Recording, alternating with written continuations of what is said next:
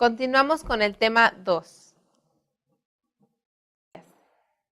Mediante el estudio geológico y el análisis petrográfico llevado a cabo en esta etapa de la investigación, concluimos que la península de Yucatán es una plataforma compuesta por depósitos carbonatados con espesores cercanos a los 3.000 y 3.500 metros, cuya actividad de sedimentación comenzó a finales del periodo Cretácico.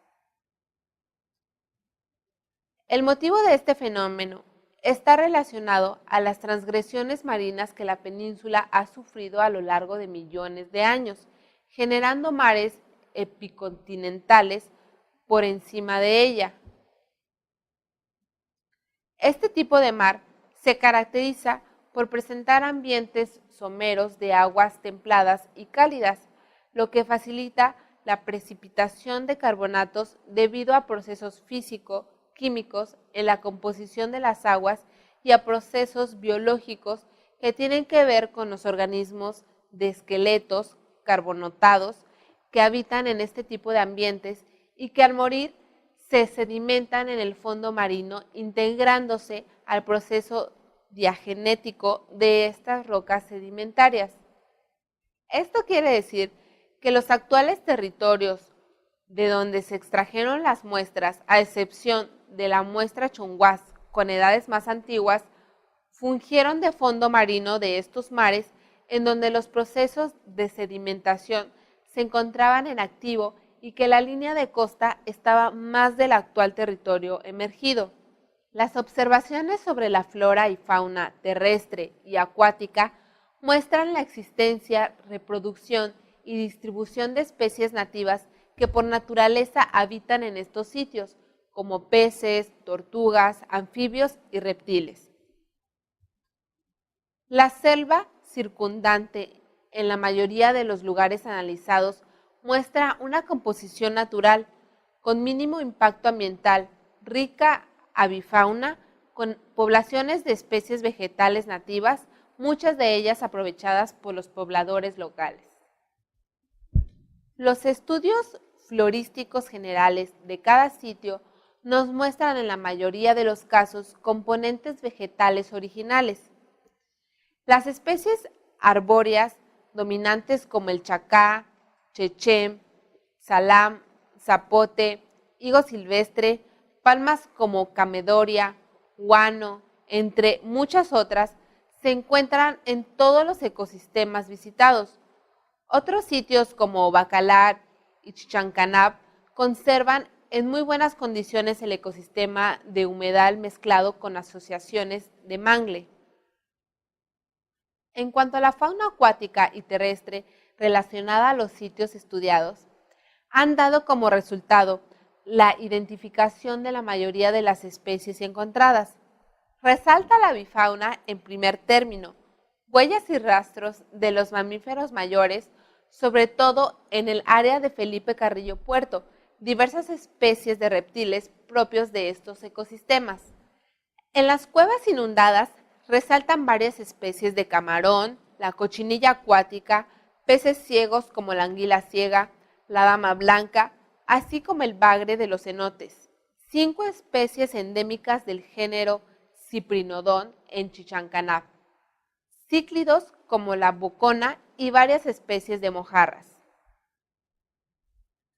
El gran acuífero Maya tiene varias amenazas y una de ellas son los factores contaminantes. Muchos de ellos, debido al desarrollo demográfico de la península en general y a los diferentes tipos de desechos que se generan con el turismo masivo, este podría ser un factor de afectación para el medio ambiente y por ende del acuífero. Existen formas mucho más agresivas de contaminación. Un ejemplo claro, pero trágico, es la existencia de un enorme basurero muy cerca de la ciudad de Tulum, a donde son llevados todo tipo de desechos procedentes de este asentamiento. Podemos ver una foto en esta diapositiva. Se realizó una primera prospección en este sitio y las afectaciones al acuífero son evidentemente negativas. Sin embargo, es necesario realizar un estudio con mayor detalle. Fueron 16 sitios los analizados, cuyas muestras fueron tomadas en cenotes, lagunas y ojos de agua, ubicados principalmente en selva mediana, distante a zonas urbanas o rurales en los municipios de Felipe Carrillo Puerto, Tulum, Lázaro Cárdenas y José María Morelos. Se analizaron las aguas en cenotes, pozos urbanos y lagunas en diferentes sitios del estado de Yucatán y Quintana Roo. La variación en los valores se manifiesta de una manera más acentuada conforme se aproximan los centros urbanos. En el cenote Hatsustamja, cercano al actual relleno sanitario donde se vierten los desechos de la ciudad de Tulum, se encontró un nivel alto del pH que se obtuvo en los muestreos a diferentes profundidades con un valor de 6.5, lo que nos habla de agua ligeramente ácida, que a largo plazo podría representar un peligro por las cualidades disolventes que pudiera tener sobre algunos elementos arqueológicos y biológicos. Otro ejemplo que presentó valores altos de lo normal fue el cenote de la zona arqueológica de Civilchaltún, Yucatán, donde se detectó alto contenido de materia orgánica en suspensión y valores altos en nitratos. Por otro lado, las dos fuentes de agua que más dureza de carbonatos han presentado son las lagunas de Bacalar y Chichancanap. Esto quizá se debe a que, al ser cuerpos de agua cerrados a través de los años, se ha generado una mayor concentración de dichas sales solubles.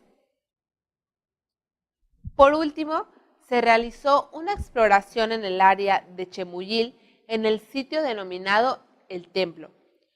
Por la pequeña construcción de origen maya que se yergue en el sitio, los análisis del agua nos muestran valores un poco superiores a los normales en nitratos y fosfatos, signos del lento pero continuo avance del hombre.